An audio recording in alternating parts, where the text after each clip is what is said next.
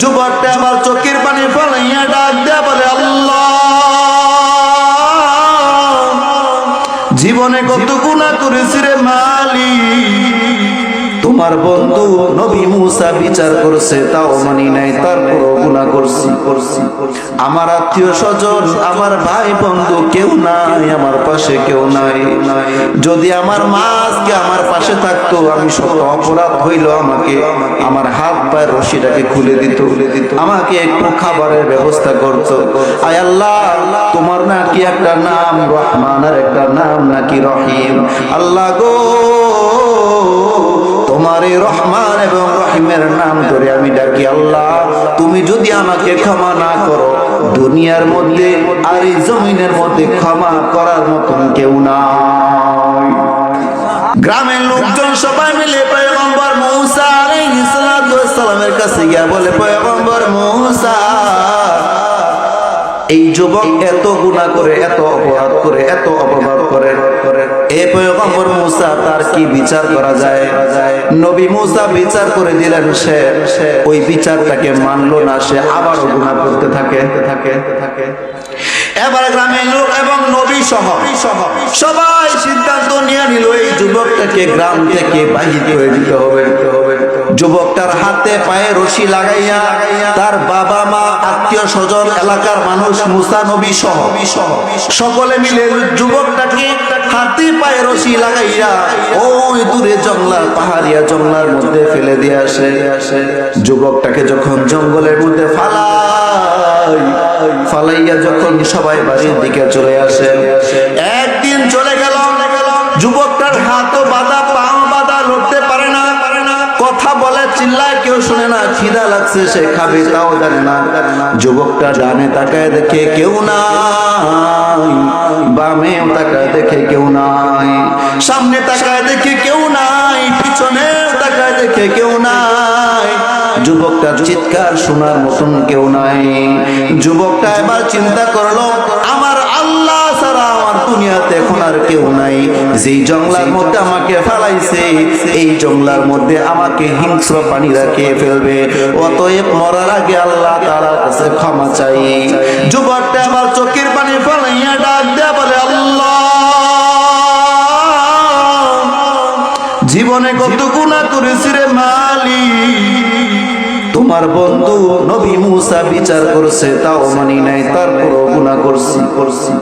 আমার আত্মীয় স্বজন, আমার ভাই বন্ধু কেউ নাই, আমার পাশে কেউ নাই। যদি আমার মা আজকে আমার পাশে থাকতো, আমি শত অপরাধ হইল আমাকে আমার হাত পায়ের রশিটাকে খুলে দিত, আমাকে একটু খাবারের ব্যবস্থা করতো। আয় আল্লাহ, তোমার নাকি একটা নাম রহমান আর একটা নাম নাকি রহিম। আল্লাহ গো, তোমার এই রহমান এবং রহিমের নাম ধরে আমি ডাকি, আল্লাহ তুমি যদি আমাকে ক্ষমা না করো, দুনিয়ার মধ্যে আর এই জমিনের মধ্যে ক্ষমা করার মতন কেউ নাই। আল্লাহ পাক রব্বুল আলামিন যুবকের ডাক শুনতে পেয়ে যুবকের সমস্ত গুনাহকে মাফ করে দিয়ে যুবককে দুনিয়া থেকে নিয়ে যায়। যুবকের মৃত্যুবরণ হয়ে যায়।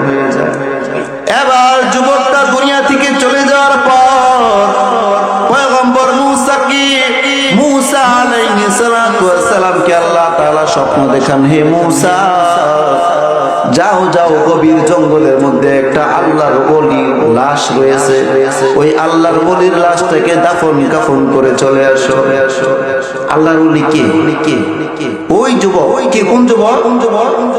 গুনাহ করতে করতে যাকে গ্রাম থেকে মানুষ হাতে পায়ে ফালাইছে, পয়গম্বর নবী বিচার করছে, গ্রাম থেকে বাইরে করছে, সেই যুবক কি হইছে?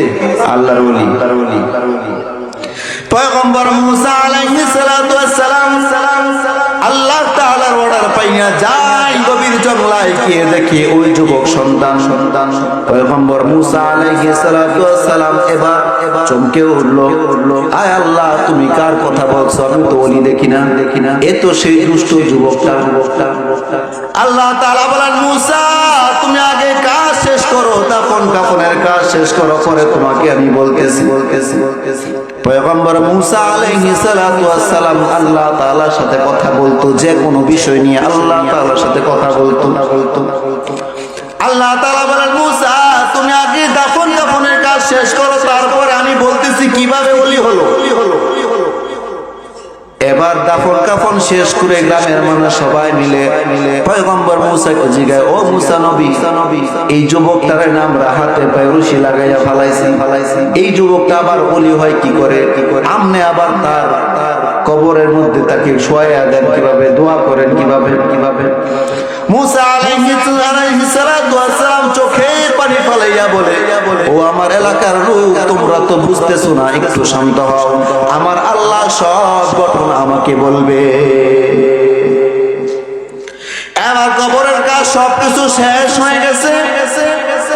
শেষ হওয়ার পর পয়গম্বর মুসা আলাইহিস সালাতু ওয়াস সালাম আল্লাহকে ডাক দেয়া বলে, আল্লাহ তুমি কি আমাকে সমাজের মানুষের সাথে মানুষের সামনে তুমি কি আমাকে বেইজ্জতি করলা নাকি?